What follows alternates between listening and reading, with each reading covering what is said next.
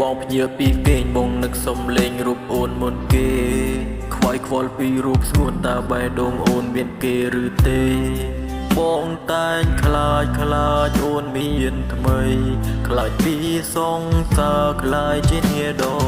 តីបើសិនអូនមានគេកុំគោហងបងបានទេមិនចង់បដូរស្នេហ៍មិនចង់បានរូបអូនទៅណាកុំទុកបងចោលកុំទៅបានទេ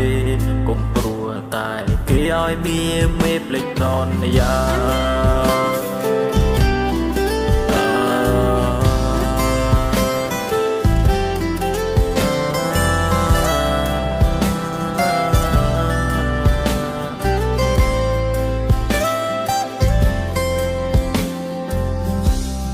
អូនគឺជាមនុស្សស្រីដែលបងស្រឡាញ់ខ្លាំង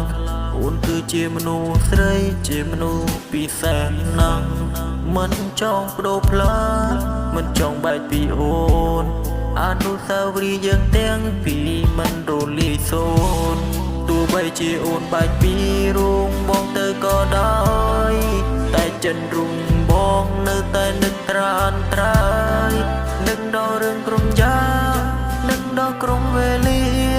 នឹកដល់សំលេងធ្លាប់តែឆាតលេងជាមួយគ្នា